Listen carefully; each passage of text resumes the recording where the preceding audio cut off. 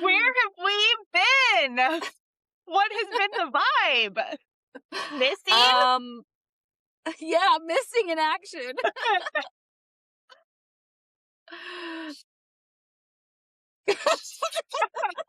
Wow, this is already just so like great. I'm excited. Okay, what's the vibe? We're back.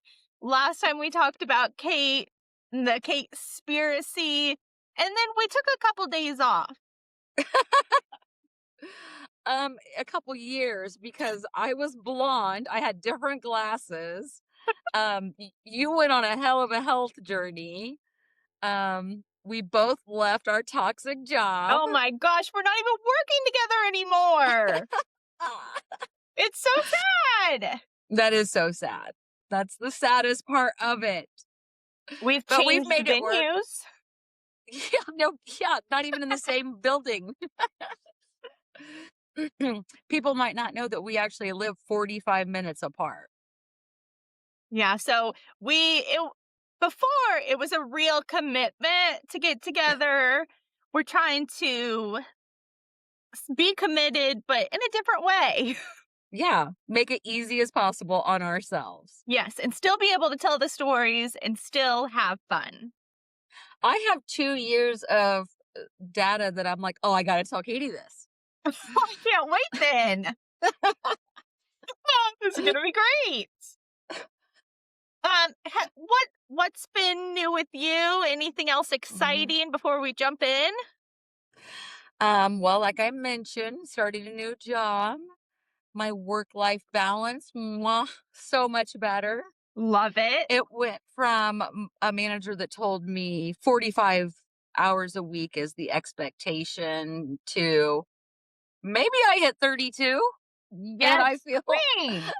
so appreciated. I'm so much happier. I feel more rested. So, yeah, I have a new grandbaby that's coming any day. Yay! I'm so I know. excited. I'm so excited. They have a doctor's appointment today, so I'll let Oh, you know if there's any changes or updates. okay. I can't wait to meet little baby. I know, me too. What about you? What's up? Same thing, new job. You know, even though we did both get a new job, it's still fun that we're next door neighbors. I know it. I love And then we that. got to leave within like 2 weeks of each other. That felt so good. It really did. That felt They're good. starting within 2 weeks of each other at that place. Like, Yeah. that's I crazy. know. That was crazy. Yeah. Yeah. Um, but I mean, that's probably the biggest change. I've Mhm. lost some weight. I've gained some weight. I too have new glasses. I don't know if you can tell they're really glittery over here. Those are awesome. I Oh my love God, I them. love those. I also have this guest star today, this giant pimple on my face that won't go away. So welcome, Welcome to the pimple. show. Welcome. Oh. But I think that's pretty much it. I've just been living my best life, I guess. I see you and Jacob constantly rescuing birds and Oh, wildlife. yes. Yeah, Jacob has taken on this new love of saving every single bird that he can out in the wild.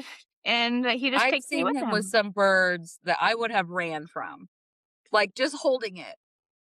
Yeah, I'm there's like, been no. some massive an eagle, hawks, a groundhog, all kinds of crazy stuff. But it's been really fun. And we have plans to do something the end of May because I'm house sitting for my aunt and uncle. You and Jacob are going to come up and we're going to have some water fun. Oh my gosh, I can't wait.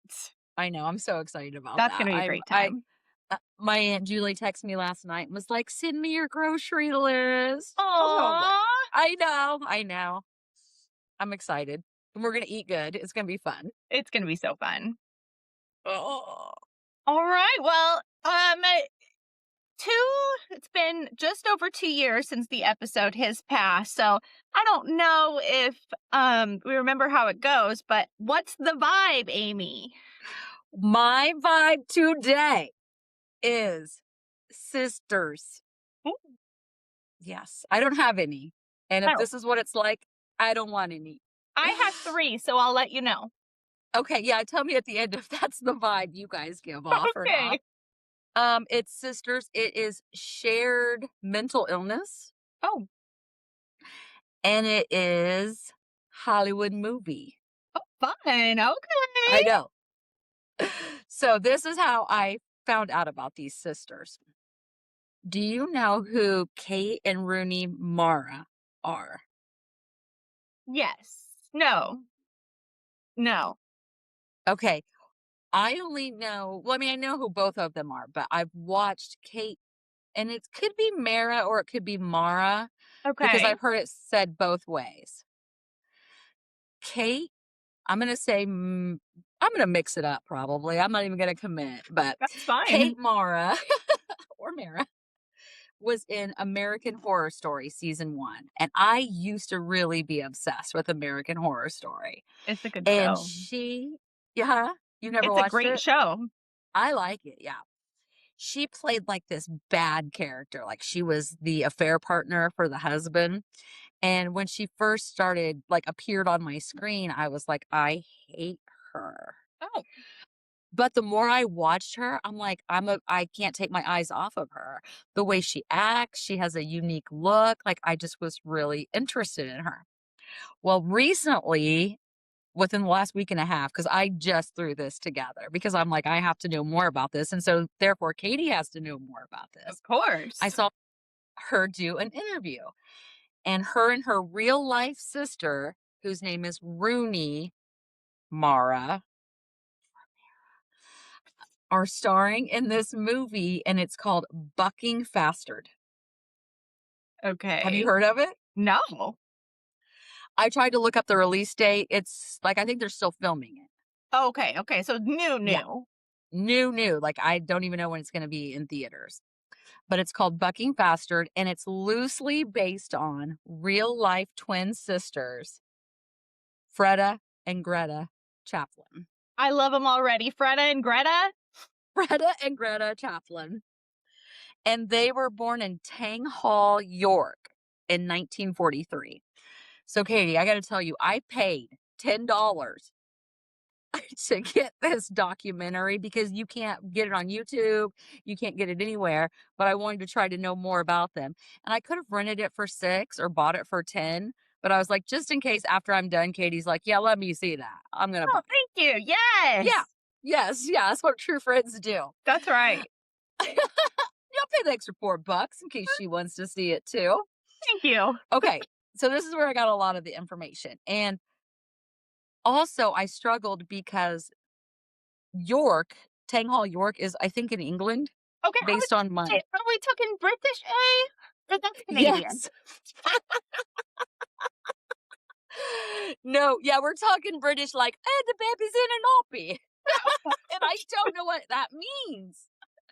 I guess a nappy is a diaper, but that's actually what my point was gonna be is I'm watching this documentary and everybody's speaking English, but their wording is different or their phrases are unusual.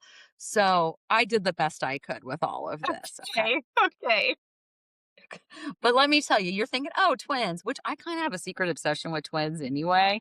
I think they're very fascinating. June and Jennifer comes to mind. You did an episode about them, the Yeah, silent you know twins. I'm obsessed with twins. Yes. Yes. Okay, well, let me tell you about these twins. So, some of the reports said in elementary school or early adulthood they were normal. I don't think so. I don't think so, based on what I'm about to tell you. So, teachers in their elementary school said that they could not separate them. They had to be not only in the same class, but like sitting by each other, Oh. constantly together. If they tried to separate them, they would they would throw a holy elephant. They didn't say that. Chip, chip, cheerio. Yeah, that's what they said. So the mom eventually went to the school and was like, "You got to keep them together. Like, it's too much for them if they're separated." So even the mom was like, "Keep these little weirdos together, nonstop." Just let them do their own thing. Don't even bother them. Pretty much. So starting out as even babies, they always dressed alike and did everything together. Now, keep in mind the documentary that I watched, they're in their 40s. And so if they had a glass of tea, they both had to hold the kettle handle to pour the tea. If they were vacuuming, Katie, imagine I said we need to vacuum and you had to Stop step on it. and vacuum. No. How This are is they on the getting document. anything done? Exactly. Wait a minute. What? And they spoke exactly at the same time. So I created something I want to show you. I'm nervous. This is them. Stop it.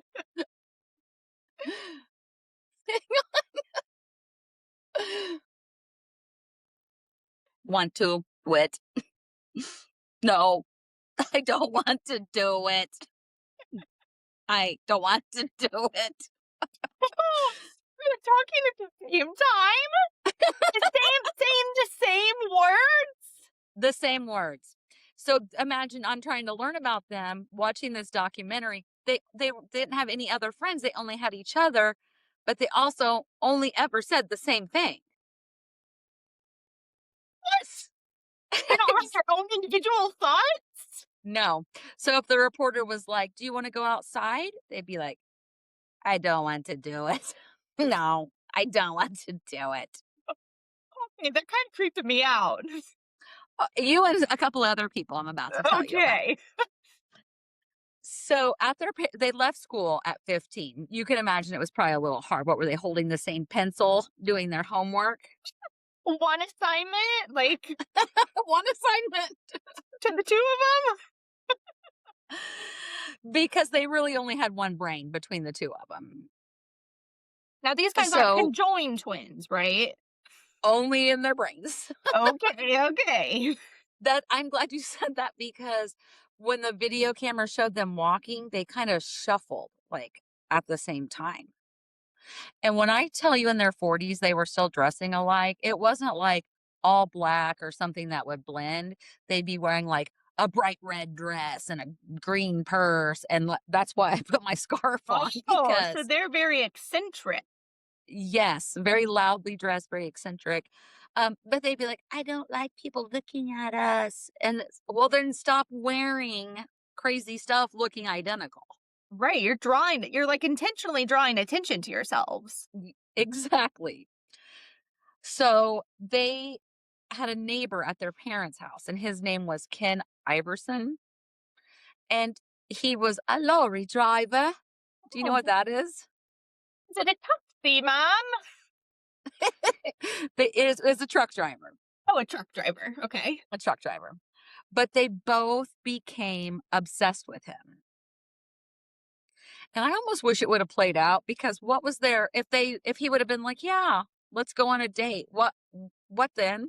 Right. Were they both going to date him? Were they both? I don't know how that would work. I No one does.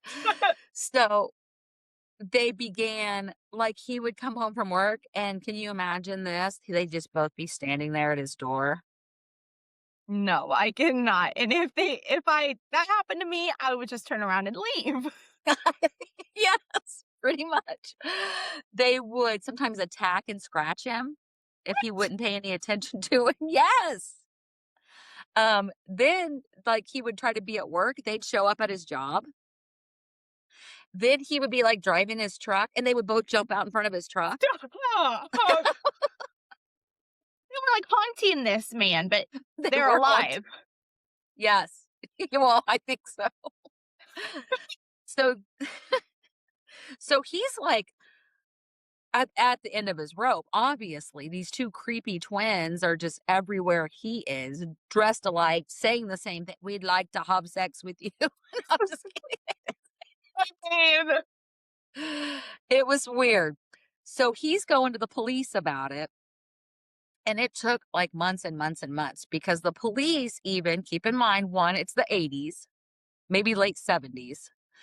They're like, oh, they're just, they're simpletons or whatever they were calling them in British talk. Just, ignore them. Meanwhile, they're trying to scratch his eyes out every time he goes in and out of his house. Oh my, that drive him to be a hermit. Yeah, well, he finally gets them arrested and takes them to court. About the same time that this is going on, that they're getting in trouble for harassing their neighbor that they're obsessed with. I don't know if they wanted him to be their friend, if they both had a crush on him. It was really vague. But their therapist was calling it a, a romantic mania or something. So that made me think Okay. they met him at 12, now they're 15 leaving school. They were 37 when he finally got it into court. So puberty's happening in there Holy somewhere. cow. And Yes. he's older than them, right? He's 15 years older than them. Yeah, okay. Yeah. So kind of, I think at the same time this is happening, the parents are absolutely fucking sick of them. And they end up having them one institutionalized for a while, eh, but also will not let them come back home. But only wait, They one was institutionalized? No, no, How no, both of them, both okay, of I'm like, them. how did the other one function? No, no, both of them. Okay. The parents said that they would get, like, fixated on certain things. The thing that really stuck out to me that I thought, "Oh, that would annoy the shit out of me," is imagine you have a set of twins and they're just going around through all your faucets and turning the water on. For And then what? and then saying in unison, "We've gotta have the water on." Oh my gosh. So once the parents got them out of the house, I'll come back to that, but they're out. They were sentenced to 1 month in prison, according to the documentary, but it looked like jail. And Katie, they let these sisters share a cell. So what's the point of putting them in jail? They're gonna be just fine if they're with each other. I think they Exactly. need to be institutionalized separately. It was so hard to figure out. Well, okay, we'll talk about it here more after this. But so this makes national headlines. I don't know if national is the right word, but like big headlines. So at least everybody in England is aware of these twins. So this retired engineer named Jack Davenport writes them a letter and is like, I saw your case. It looks like you guys need some support. Would you like to come stay with me at my house? Brave of you, Jack. Or what? Or what is Jack up to? That too. So they write him back. They write a couple letters. The twins go to meet Jack and they all hit it off. But mostly because I think Jack had some sort of weird, I'm going to say fetish for lack of a better word, and would treat them like almost like babies. He spent one whole day teaching them how to squeeze a lemon. What? I mean, I guess it's better than like milk a cow or something. Yeah, I guess a lemon is going to be preferred of all liquids. And that, but they acted totally helpless. Keep in mind, they went shopping almost every single day, managed to get dressed and match every single day, Right. walked the streets nonstop. But if it came to like making themselves something to eat or drink, um, going to sleep at night and by themselves in their own house, they're 40, they couldn't do it. We're frightened. We're Oh, so we're frightened. frightened. What are we frightened of? Yeah, I mean, you weren't too scared to scratch out a lorry driver's eyeballs, Right. but you're too scared to go to sleep. So the therapist in the documentary said that they were trying to offer them like services, like in their own apartment, and to work with them, just like we might call occupational therapy, like to see, can you guys prepare your own dinners? Can you clean your own house? Can you do your Okay. own laundry? But they said Jack kept getting in the way because Oh. he wanted them to take care of them. I mean, it So kind of sounds very like interesting. a match made. It's kind of weird that there's two of them, but they want to be babied and he wants to baby them. How do these weirdos all find each other? They're just They're just drawn together by the universe. Yeah. Thankfully. So they are living with Jack now. Eventually, the social services team gets them their own apartment, but they put like a cot in one of the rooms, and Jack will still come there at night to Of course. babysit them. They can't sleep His house, without him. apparently not. His house ends up getting condemned, but the twins still keep the majority of their clothes and personal items there. So they're going there every single day. Behind Jack's condemned house is this clothing factory. And keep in mind, this isn't like where they're making mass clothes for Walmart or anything. This is Right. England in the 80s. So it's literally just like a little sewing shop. It has maybe 10 employees. They meet the owner of this factory. I'm just going to call it a factory and become obsessed with him. Oh my gosh. How many men do you guys need? And the other weird part is they pretend to be really shy and private, but this is the second documentary that they're participating in. Oh, okay. So, yeah, they're smarter than they make it seem. That's what I think.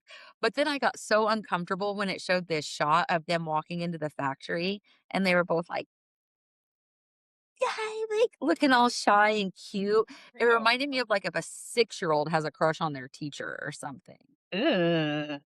Not the vibe. Not good. Not Not good. the vibe. And in this documentary, the factory owner demanded to remain anonymous. So if it showed him, his face would be all blurred out. And there was this one scene of them going over to see him. And sometimes he'd be real nice to him, and sometimes, like, they went in the factory door, and he snatched them both up by their coats and was like, "You 2 get out of here," like, literally threw them out. And they're, like, bumping into each other, trying to grab each other's hands for comfort and stuff. Trying to walk at the same time, say the same Yes, thing. yes.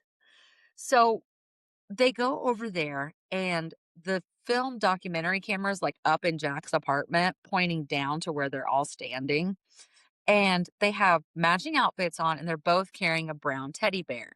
Well, the factory owner comes out, and he doesn't realize at first that the camera's on them, and he's kind of picking on the twins, and he's got one kinda behind his back because there's a brick wall on either side of him, and he's, like, blocking her out, and he's right in the other one's face, and I'm getting uncomfortable just watching it, like, is he about to kiss her or attack her or Where is this what? going? And then the other one kinda, like, gets around him, and then they're all right there, and then they all start like, not Frenching or anything, but, like, "Mwah, mwah, mm," they're all kissing each other, and then the twins are kissing each other on the hands. It's very erotic in, like, the most creepy way. And then What? the fact and then the factory owner turns around and he sees the camera, and then he kinda shuts it down. Oh, he doesn't want he doesn't want anybody to know. It makes me think that, like, behind the scenes, he might be leading them on or something. But when they came into the factory and all of his employees were there, that's when he was, like, pushing them out the door and telling them, "Don't come back here," and stuff. But then when they were all alone out in the alley, it was a different uncomfy story. It sounds like he liked them, but he was ashamed of them. Yeah. Yes. Like, he didn't want anybody to know, but he wanted to pursue them. Katie, we'll post pictures of them on our socials. Okay. They aren't hideous by any means. They're thin, they're brunette, they're identical. Okay. But sometimes in the documentary, one of them would have, like, big bruises on her face and stuff, and some of the factory workers said that sometimes they would attack each other. What? But when you ask them, they'd be like, "Oh, no." What, I don't know what accent that was. They'd be like, "I mean, we fight sometimes, but nothing we can't work out." I mean, okay, I guess. You're not involving anybody else, whatever. And then that's basically the end of the documentary, and I'm Googling I'm on Reddit. I'm doing everything I can to try to figure out, did this weird bond ever separate? Did they ever, like, Yeah. have any independent relationships? Did they ever move on with this weirdness? Or did anybody ever try to physically separate them to try to break this psychosis? Excuse me. And no, the only thing I found was a Yorktown Facebook group that I joined because I'm like, excuse me? You're like, what's this American doing here? Probably. I'm like, what's a nappy? What's a Happy. forgot what I was saying. Um, You and joined the group. somebody in this group said, does anybody remember seeing the Chaplin twins around? And there was about 50 comments, but my favorite one said, the twins were creepy, but they didn't scare me. It was actually their mother who had a lot of facial hair that scared me. Why was that necessary? They're just bullying her mother, who's probably since passed away. Oh, yes, yeah. And they're the real weird ones. The mother, this was sad in the documentary. So when they were living with this weird old man that for some reason wants to take care of two grown women, every 2 to 3 weeks, they would take the train from London to York, where, or what did I say the name of that town was? It was Hang yours. on, I haven't. Yeah, but it was Tang Hall, Oh, Tang Hall, York. So they would take that train back, and it's already hard for them to get around because they're not clearly not all there. When they would get to their parents' house, their parents had like these tall hedges. Do you know the kind that I mean that are like straight across and yeah, like like the squick? giant flat ones. It would just be them, both of them standing together looking in the window. They wouldn't even go up to the door. And sometimes they would see their mother moving around inside and she wouldn't even acknowledge them. There's some weird stuff happening in that house. Yeah, I want to know more. I Me want to know too. more.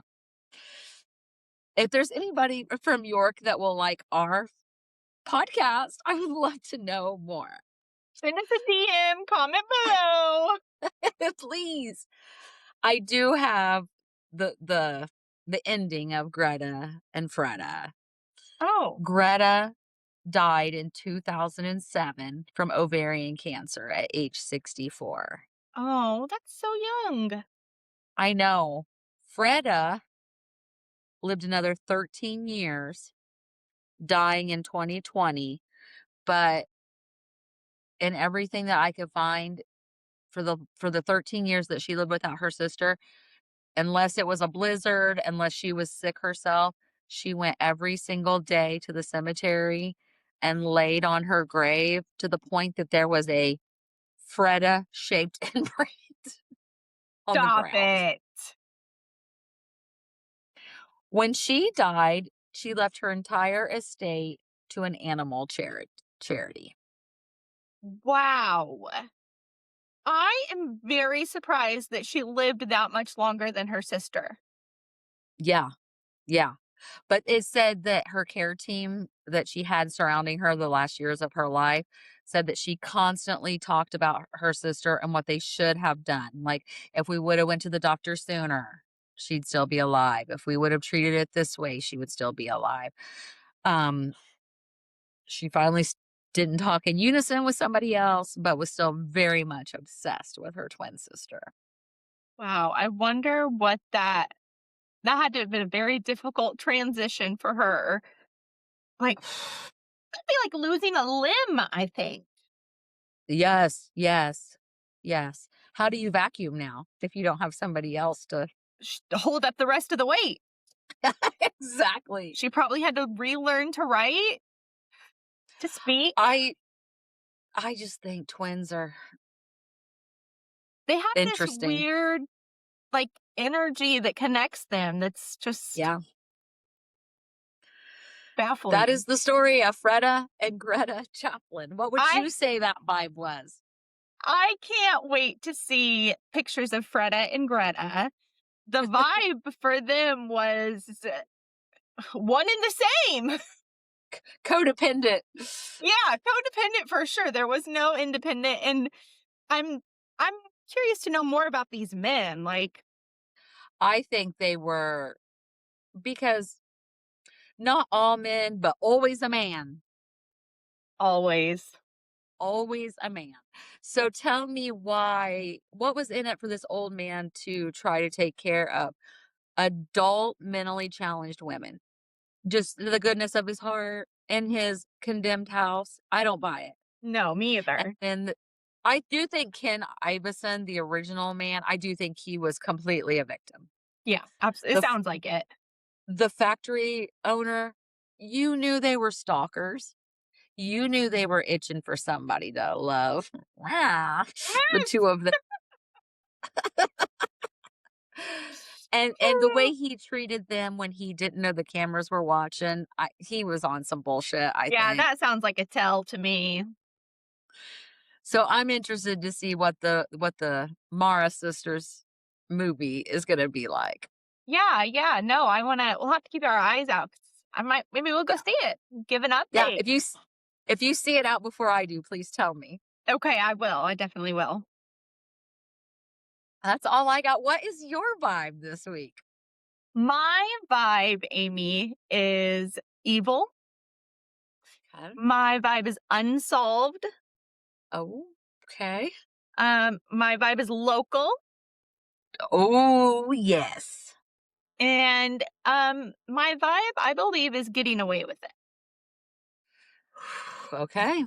So, I wanna tell you a story, primarily set out of Benton County in Oxford, Indiana. So, I mean, that's probably what, half an hour from Lafayette, 40 minutes?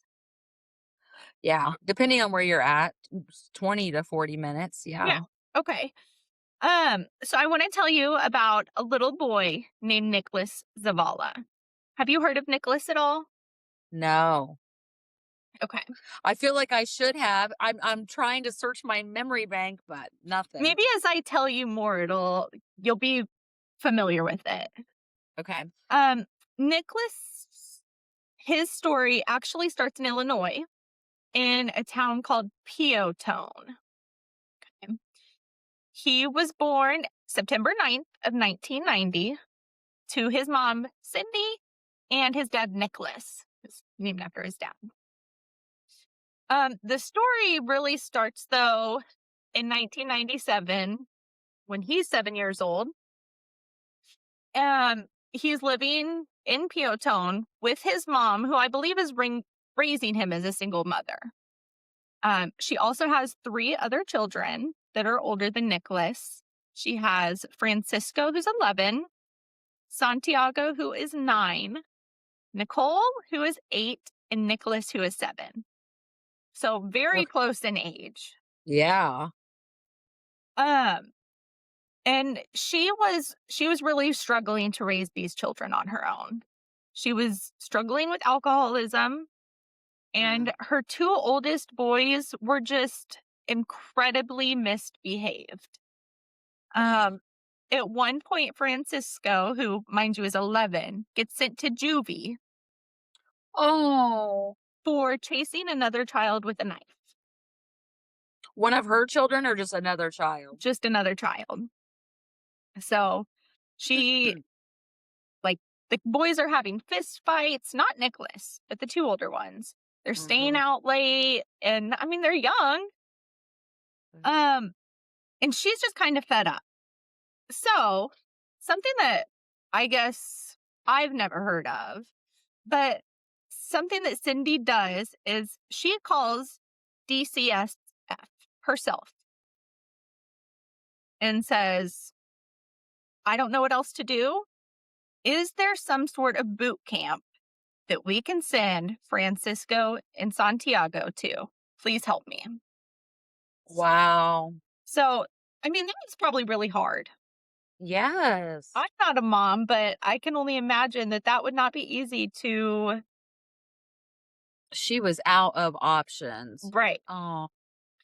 So eventually, DCFS said, you know, we can go ahead and take the two boys, but it's all or nothing. You can't keep your younger two. you've got to give them all up, or you got to What? keep them all. And I think the reason for that was Cindy had 11 run-ins with DCFS prior to that, from 1984 to like 1990 or something. So she has a history, and they're saying, if you don't think you can handle these two, you can't handle any of them. So she gives them all up. Oh my gosh. She doesn't want it to be permanent. She just Mhm. wants help. And so let me get the right dates. It looks like this was about 1997, and the story is primarily about Nicholas. So I'll let you know, he immediately went into foster care. All 4 of the children were separated, and Nicholas started to act out. He's confused. He doesn't understand why he's not with his mom anymore. And he starts running away from his foster home. And eventually he goes through 3 foster homes before he is placed with the Jones family. And the Jones family had no problems with Nicholas. They thought he was a great, smart little boy. They were also fostering their own grandson who was around Nicholas's age. So they got along really well. Nicholas was really just thriving with the Jones family. And I believe at this time he was in Joliet, Illinois. He started calling Annabelle and Johnny, which is Mr. and Mrs. Jones, Pappy and Grandma. Oh. So, like, they had decided to adopt him, and he was okay with that. He was bringing home good report cards, so they bought him a 10-speed bike. Like, he was thriving. I really think Nicholas' life living with the Joneses was the high point. Oh. So, after a little while, Cindy wants to go ahead and get the ball rolling on getting her children back. So the courts agree to let Francisco and Nicole move back in with her, but the other 2 cannot. I couldn't really find why. It was actually really hard to find a lot of information about this Yeah. case. But that just really, really, really made Nicholas even more upset. Why did 2 of his Oh. siblings get to live with his mom, but he is still stuck with these people? He loves these people and he's grown really close to them. He wanted to be adopted, but eventually he comes home and says, I don't want you to adopt me anymore. I just want to go live with my mom if that's possible. Mm. They couldn't really find a good way to go about that until Cindy had an idea. And by this point, it's probably the end of 2001, beginning of 2002. And Cindy says, okay, Nicholas, why don't you go and live with my mom, Margaret or Margie, and her son, my half brother, Miguel, in Oxford, Indiana? The plan will be Okay. she fosters you, becomes your legal guardian, and then I will get you back. Like, makes sense. I could see how that would help to comfort him, but still allow her to get her life back on track. And maybe she could see him more if he was with her mom. Yes, that too. Okay. So it's kind of tricky because he is a ward of the state of Illinois. Grandma lives in Indiana. So Mhm. the states are kind of communicating back and forth and said, okay, Benton County Child Services, go check out the house. They did. There was adequate shelter, there's adequate food. So they approved him living there.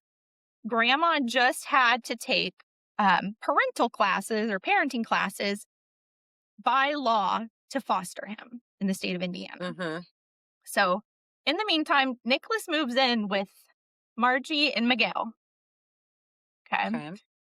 And the state of Indiana becomes aware that Margie never took her parenting classes. So they write a letter to the state of Illinois and say Nicholas cannot be placed with her. Um, she's not fulfilling her end of the agreement. Yeah. The state of Illinois never responds. What the hell? Literally. How? So Oh, but this why boy didn't is she just do it? she didn't want to. She was just that kind of person. She just didn't want to. She wasn't going to. Oh. A little backstory on Margie. She was raising 4 children in the state of Illinois and got in trouble for abuse and neglect, and all 4 of her children were taken away from her.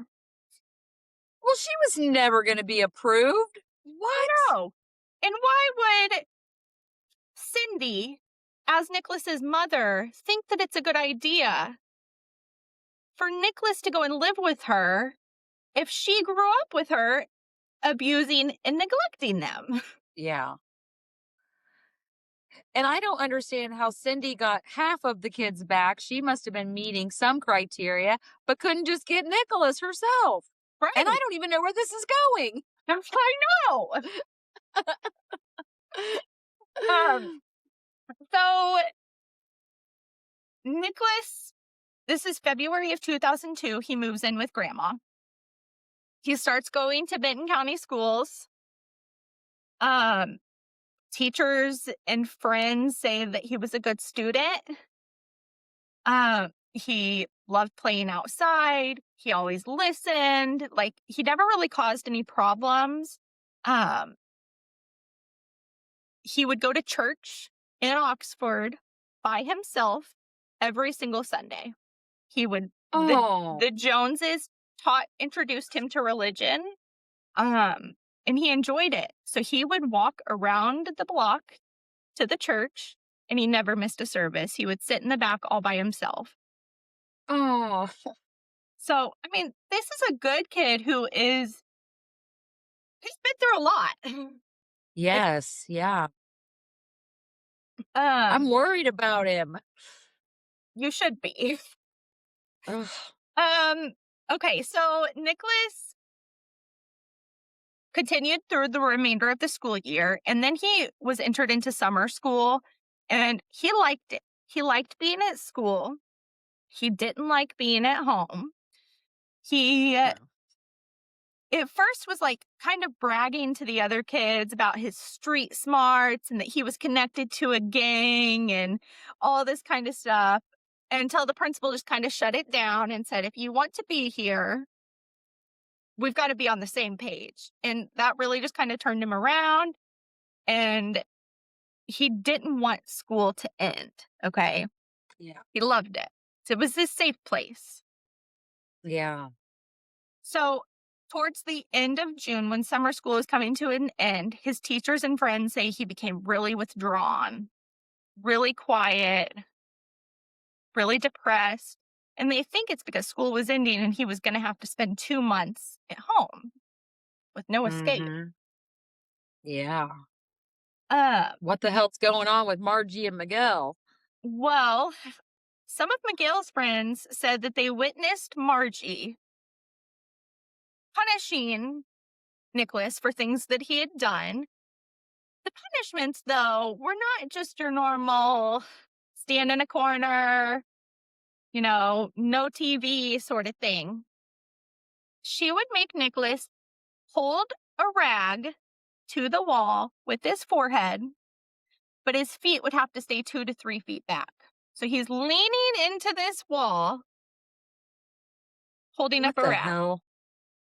That's not That's even sadistic. well, worse is she would make him kneel on a broomstick and hold jugs of sand or large cans of vegetables. What is wrong with her? And this would go on 2 to 3 hours at a time. So Wow. the summer goes by. And a couple of weeks before school starts, Margie goes into the school and says that she needs help getting a letter to get Nicholas into a psychiatrist. He has become even more withdrawn, she said. He's soiling himself, and he's even tried to start a small fire in his bedroom.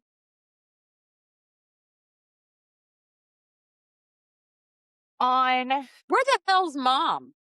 Has she been coming to visit? Mom now lives in Stafford, Virginia. Not visiting regularly, I don't think. I assume she's Well, talking yeah. to him on the phone, but that's Wow. about it. She ends up getting an appointment scheduled for him on August 8th with a psychiatrist. But Nicholas never shows up. The first day of school is right around the corner, starts on August 12th, and no Nicholas. On August 13th, second day of school, Margie calls the police. She says Okay. Nicholas has been missing for a week. How old is he? At this time, he's 11. Okay. An 11-year-old gone for a week, and you just now thought you should let somebody know. Well, it wasn't exactly, because she said, I dropped him off on August 4th at the library. His friends Kevin and Jaime and a grown-up were going to pick him up to go camping. Oh, uh-huh. And the cop said, okay, well, let's locate Kevin and Jaime's family. Get a yearbook. Do you know their last names? No, I'm not familiar with their last names. Can she pick them out of the yearbook? No, she cannot. Nicholas's friends say they don't know a Kevin. They don't know a Jaime.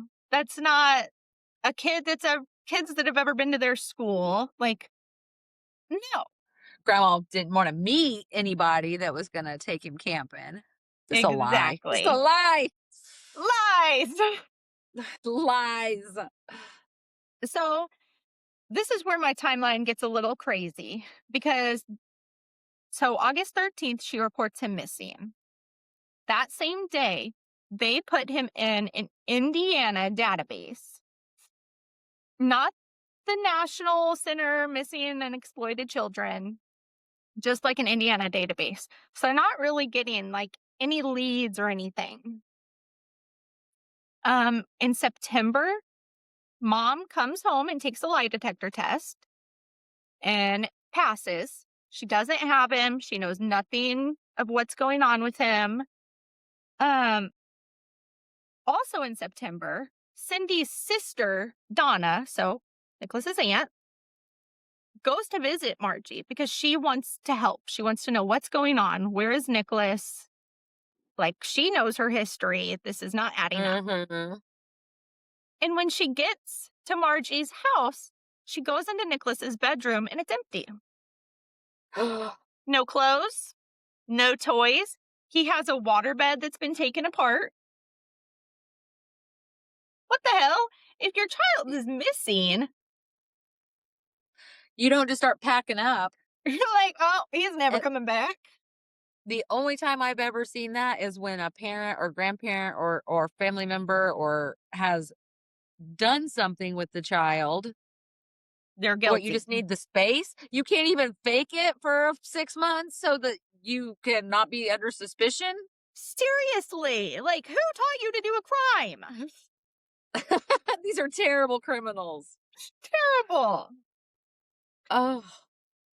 So it's not until October 12th that the Benton County Sheriff's Department finally involves the Indiana State Police. Oh, thank you. So it's been 2 months. He's been gone for 2 months. And I think we all know that 48 hours Mhm. are the most important when a crime happens. Like, It's probably been longer than 2 months since something happened to that child. But so she had true. to start covering her tracks once school was getting ready to start. Right. Or I don't know, if she was smart, she could have just been like, he went back to his mom's. And I feel anyway, keep being stupid, criminals, but this sounds so messed up. Well, Nicholas's name does end up getting entered into the FBI um like National Missing Children database. But the reason that they say it took 2 months for it to go from Indiana to national was because he was initially classified as a runaway. So we're just taking bad grandma's word for it. Basically, That boy was failed by everybody. from the start. It's so like if he would have just stayed with the Jones family, he would probably be alive and thriving. Because spoiler alert, he is not. Oh, it's in you as a child to want to love your family and want to more like you want your family to love you. Yes, That's all he wanted. exactly. He just wanted his family to love him. He did. That's all he wanted. Like he Oh was my a gosh. good Okay. kid. Um, Wow. there are tons of Journal and Courier articles out there from the 2000s about Nicholas in this case. Um, kind of like you in your documentary, I paid and signed up to have access to all of these newspapers. Um, and I will post some of them on our social media.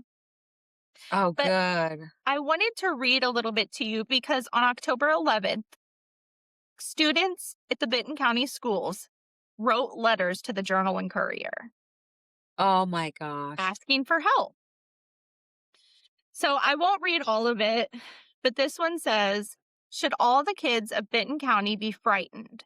I think we should. I think we should have protection. We need to know how to defend ourselves if we get kidnapped.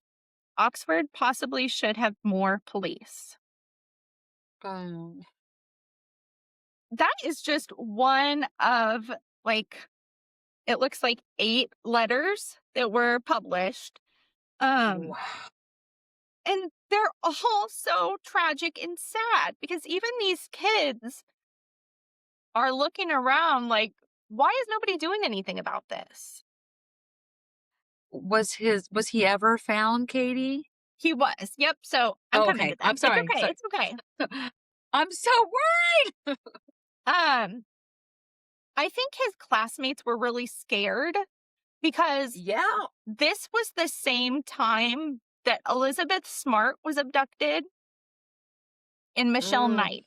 So these are national cases that they've surely heard about. yes. And now in their little tiny town, somebody has Their gone friend is missing. gone. Yes. Um, on October 30th, Nicholas's Aunt Donna and one of her other sisters writes a letter and has it published in the Journal and Courier directed at their mom Margie. It says, "We are the aunts of Nicolas Zavala, the missing boy from Oxford, and we are very worried. We want answers. All we want is for Nicholas to be found. We are pleading with Margaret, Nicholas's grandmother, and Miguel, his uncle, to please take a polygraph. If you have nothing to hide, then you don't need to fear anything. Please take it. You don't need a lawyer if you have done nothing wrong. This will help clear your names. The truth will come out." So Miguel and Margie, they're no longer cooperating with the police. Oh, I'm sure. They're basically just like, what's done is done. Um, in the meantime, the rest of the city of Oxford, students from Purdue, businesses are being faxed pictures of Nicholas. People are really banding together to search for him. They get over 100 volunteers that start searching ditches in the woods and just kind of everywhere for 2 days, and they don't really find anything. Wow. It is not until April 18th of the following year that a farmer is out plowing the fields getting ready for planting season. He's almost done, and he spots something in the field. Oh. He's like, "What is that?" And he gets out, and it is a skull. Oh my gosh. He can obviously tell it's from a human, and he can obviously tell it's from a child with how small it is. So this farmer was just over the border in Illinois, about 20 miles from where Nicholas lived with his Oh, grandmother. and aren't they familiar with Illinois? So that's suspicious. Say that again? Margaret is familiar with Illinois because she's Right. from Illinois. Yeah. So what all trails are pointing back to her. Mm-mm. So the farmer does end up calling the police. The coroner's office comes out and they spread out throughout the whole field. And they end up finding bones everywhere. Ugh. They also find behind the farmer, one of the farmer's sheds, or behind one of the sheds of the farmer, um, some additional bones and like shreds of blue jeans. Now, they did say that the bones were somewhat charred. Oh my God. So, with them being spread out, which sadly, they think an animal did that. They think he may have been dumped behind the shed and then, torn to pieces, sadly. God, it's so horrific. Oh. So, because it's been so long, and because of the condition of the remains, they cannot pinpoint a cause of death for Nicholas. They say this could range from a criminal cover up. Maybe he accidentally died and they just covered it up because they were scared, Mhm. all the way to murder. Like they just don't know. So they end up having a memorial service for Nicholas. Over 200 people in the town of Oxford and surrounding areas attend. And his mother comes from Virginia to attend. Grandma Marge and Uncle Miguel did not. Oh. So, I that could have went either way because they sound like they're nutbags. So I could see right. them showing their face. It's like they've just washed their hands of the family. Yeah. Um, at the time, Cindy is quoted in an article from the day of the memorial saying she blames her mother for his disappearance. She no longer speaks of her by name, only calling her that woman, saying that she's dead to me. In April of 2004, so a year later, Margaret is found guilty, not of murder, but of administering the grueling forms of punishment. She's sentenced to 10 years in jail for 5 counts of neglect. They interviewed a lot of Miguel's friends that were in and out of the house around the time that he was there, and they had witnessed these punishments. Miguel also was charged, but they ended up being dropped because he was only 17. So they said, like, Nicholas couldn't be his responsibility.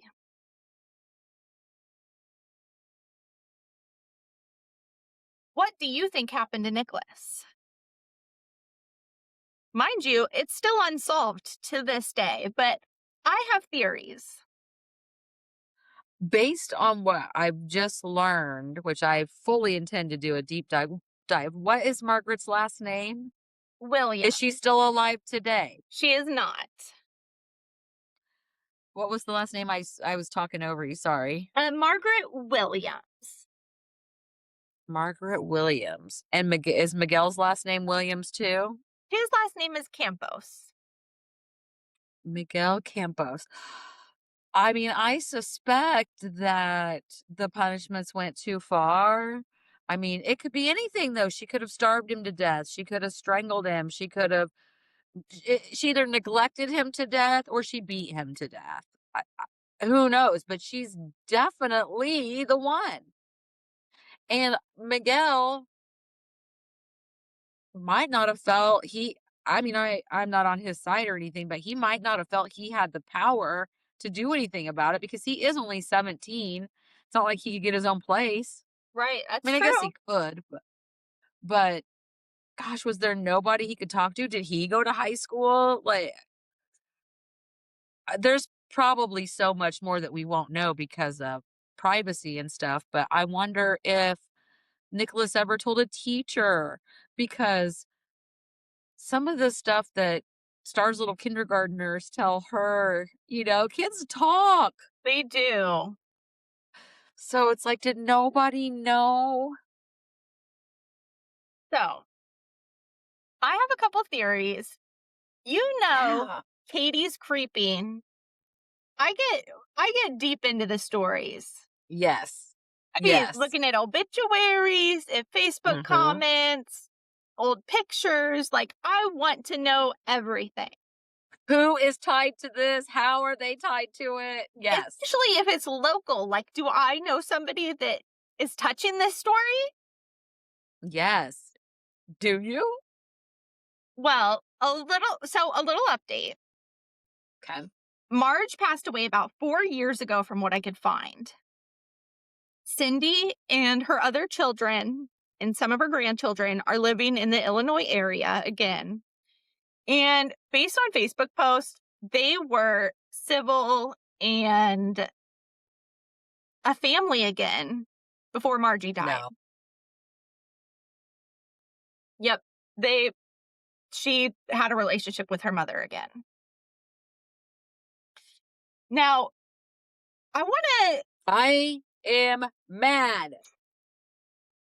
seriously, it's so sad. Like, this boy was He just didn't doomed. matter at all. No. He did not matter at all because you're telling me that they were like, "Oh, let bygones be bygones." The state said that, the police basically, like the mom. That's insane. That is terrible. So you saw them at like family reunions or birthday parties or something? Um, I'm not sure what the event was, but I did see pictures of the mom, Cindy, with her two other children and with Margie, all in pictures. And then Cindy had posted several posts on Facebook saying how much she missed her mom, how she wishes her a happy birthday even though she's passed, and how she was such a great mom. Oh, please share that on our socials. Absolutely. They can come for us because somebody needs to care about Nicholas. For real. And her Facebook cover photo is Nicholas and then some other children. Oh, yeah. Yeah, yeah, yeah. I'll be texting you later for full names, full government names. I'm on this. Well, just you wait, because I haven't even gotten to the twisty part of it. There's more. Okay. So we know where Margie is, we know where Cindy is, but where's Miguel? Yeah. He's living right here in Lafayette, Indiana. Mm. What's Miguel Campos up to? Hi, Miguel. Hello. Uncle of the year. So I'm going to give a quick shout out to another podcast, the Buried Bylines podcast out of Indianapolis. They're actually how I found out about Nicholas. Oh, I saw a post on Facebook that was shared, and I was like, "Oh, that's local. We've got to share this story." But on when they had shared their episode, they had made a Facebook post, just like we do. Like, go watch the episode. This is mhm. the latest. It's about Nicholas. And there were 50 comments on their post, Okay. mostly from people living in the surrounding area. One of his teachers, Nicholas's teachers from when he was a kid, commented on there. Um, One of his teachers had commented on there, I think. But I just want to read you a couple of the comments. Okay. One gentleman said that Miguel had a temper, that Margie was told, and I quote, If you don't get a grip on Miguel, he's going to kill your grandson. Oh my So god. that kind of made me change my theory from grandma. But just wait, there's more. A woman by the name of Marcia, well, I won't share her last name, it's out there, people can find it on their own, had Okay. several comments. One was, Miguel has to be stopped. One more, and I think he will be considered a serial killer. 7/29/2020. This year will be 6 years since he took my daughter's life. What? It's not looking like Grammy anymore. No. So Wow. this woman, Marcia, her daughter's name was Courtney. She was from the Benton County area. She married Miguel and ended up cutting off the rest of her family. Oh Passed no. away in 2020, and it was ruled a suicide. Oh no. One last comment I'm going to read you from Courtney's mom. It's kind of a long one, but it Okay. says, I got a call from a man named Jim who called me and said I needed to get my daughter away from that uncle because he had taken his daughter to Chicago and held her there for 6 months. She got away from him, but was refusing to press charges because she was scared. My daughter was an adult, so I couldn't make her leave him. She had a soft heart, and he convinced her he didn't do it, so of course she believed him. He kept my daughter from having any communication from me and for 3 years to the day she died. She wouldn't leave him the one time he got mad and browbeat all the way home from Indy. She said she couldn't because he told her he would kill me if she tried anything. They are still working on this case. I know he was a diagnosed sociopath, psychopath, and narcissist when in boys' school. So, Miguel, I'm speechless. Well, I'm gonna my case him. I'm going to read every single comment. I'm going to, if nothing else, I hope this video reaches the right person that is like, should I break up with him? Yes, queen, yes. he is remarried with additional children. So, Yeah, it's that is a twist. it's a twist that I was like, "Oh, I'll tell this story." And then I was like, "Wait a second. I have to tell this story because it's a story within a story." Now I wonder if the sisters knew that their brother killed Miguel, and that's why they forgave Margie or Marge, whatever she went by. That whole thing's messed up. The whole thing. It doesn't look like, based on my Katie's creeping, that Miguel had any relationship with Margie or any of her other children, like Nicholas's mom that lived in Illinois. Mhm. I could be wrong, but I didn't see like any pictures together, any posts or anything like that. Wow. So, That uh, is terrible. I did want to say, if anybody does know any information about Nicholas, and like you said, if this reaches the right person, um, the Indiana State Police did say you could contact a Sergeant Buckley at the Lafayette Post, Awesome. and we will post like their phone number on Facebook. Oh, wow, Katie. But that's the story of Nicolas Zavala. And something else that I find incredibly upsetting is that there was no like 20-year anniversary of his disappearance. Like, let's get some answers for this kid. Or like, there's not been like any Yeah. other memorial. Well, didn't you say it was 1996? So we're at 30 years. It was 2002 when he went missing. Oh, 2002. Okay. Mm, wow. That's an important story to share. Thank you so much. That was so good and so sad. So sad, but I hope one day Nicholas gets justice. Me too. That vibe is tragedy. That vibe is very much tragic. Oh, that's so sad. I don't know. I definitely I don't like it. I don't like any of it. It's I so don't sad. either. I don't either, but Mm, I'll definitely get with you, share some additional names. I'll post some mhm. articles about Nicholas on our social media along with the twins as well. I can't wait to see a picture of them and share it with everybody else too. I don't want to. I don't want to. Oh Oh, my god, we did it. We're back. we are back. So we are we're still figuring things out, but we are back and we're going to be telling the stories, and that's all that matters. That's right. We're gonna have fun with it. Ah, All right, the vibe is weekend. Have a good one. bye, everyone. Bye.